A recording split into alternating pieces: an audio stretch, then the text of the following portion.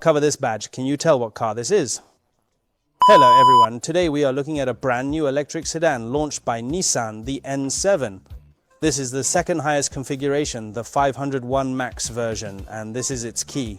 Alright, let's take a quick look at the exterior and interior of this car. The front features a through-type light strip in 3 sections. On both sides are its turn signals and below are its high and low beam lights, all of which are LED. Next to it there's an ambient light, and below on the bumper there are 6 radar points. This car has front parking sensors, and beneath the badge there's a camera. In terms of dimensions, it is 4,930mm long, 1,895mm wide, 1,487mm high, with a wheelbase of 2,900. Positioned as a mid to large sedan, the suspension features a front McPherson and rear multi-link suspension structure. From the side, the overall body lines are very smooth, and at the rear it uses a fastback design. The shape of the back. The wheels use multi-spoke aluminum alloy rims, and the tire size is 22. At the rear, there's also a continuous taillight design, with its letter logo in the middle. The light clusters on both sides have a flowing animation effect, and below the bumper there are 6 radar points. This car includes rear parking radar and an assisted parking feature. Let's take a look at its trunk. The opening button is here. Press it once. Then this trunk is electrically powered. Although it has a fastback design at the back, the trunk still opens quite conventionally. Let's take a look at the trunk's loading space. It's set up to store balloons, but the rear seats do not fold down. Also, there is a small panel here with a recessed space inside where we can place items that might roll around easily. Here on the rear side of the driver's seat is the charging port, which supports both fast charging and slow charging, and is compatible with a 400-volt platform. Additionally, the charging rate is 3C. The front hood here uses a support rod design, and the hood is not equipped with soundproofing cotton. Electric cars don't need that. Then the entire engine compartment is sealed. In terms of power, this car is equipped with a front single motor layout. The maximum power is 160 kilowatts, and the maximum torque is 305 Newton meters. The battery is a Sunwoda lithium iron phosphate battery with a 510 kilometer range using a 58 kilowatt hour battery. And this part is for adding windshield washer fluid. The door handle uses an electronic pop-out door handle and also features keyless entry. The rear view mirrors automatically fold when the car is locked, and you can see there's also a rear vehicle alert feature here. Then open the car doors. 4 doors are this frameless door design. Now let's get inside to take a look.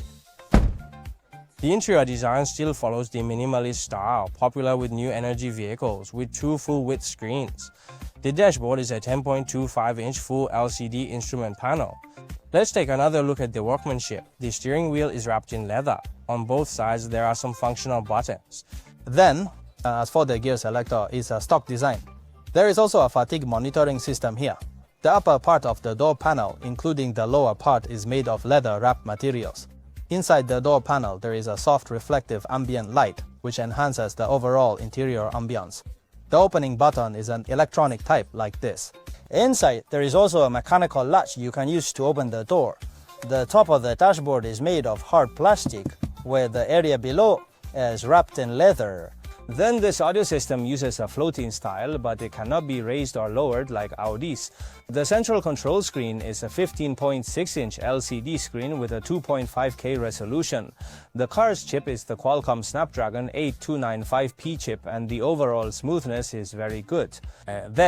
Got inside, it also has software that can connect with our phone and is compatible with Huawei's HiCar, CarLink, and Apple's CarPlay.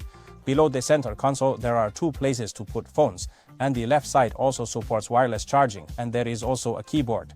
Below, there are 2 retractable cup holders. You can press them in, and you can also it can pop out. Then the central armrest box is a refrigerator.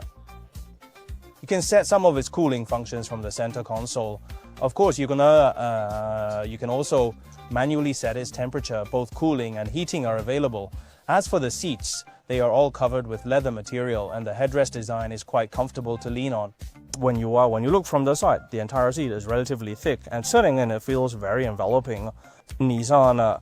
Big sofa, isn't it? Additionally, the 2 front seats have heating, ventilation, and massage functions.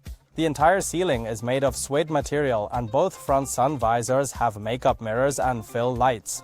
There's a grab handle at the front passenger side, and the ceiling features a canopy design with a silver plating process, allowing light through without too much sun exposure on the top. Now then, I will adjust the front seat to a normal driving position. As is well known, I am 1 meter 72 centimeters tall, so let's go to the back seat and see how its space performs. Please sit properly.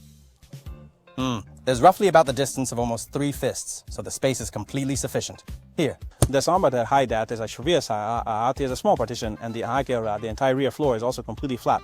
In the back, there is a Type-C charging port, and below that, there is an independent air vent. I must say, the famous Nissan Big Sofa lives up to its name. The feeling when seated is neither too soft nor too hard. Look at these seats.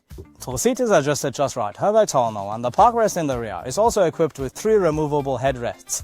The headrests on both sides are designed with a concave shape inward. It's quite comfortable when you lean back. In the middle here, there is a central armrest which has 2 cup holders inside.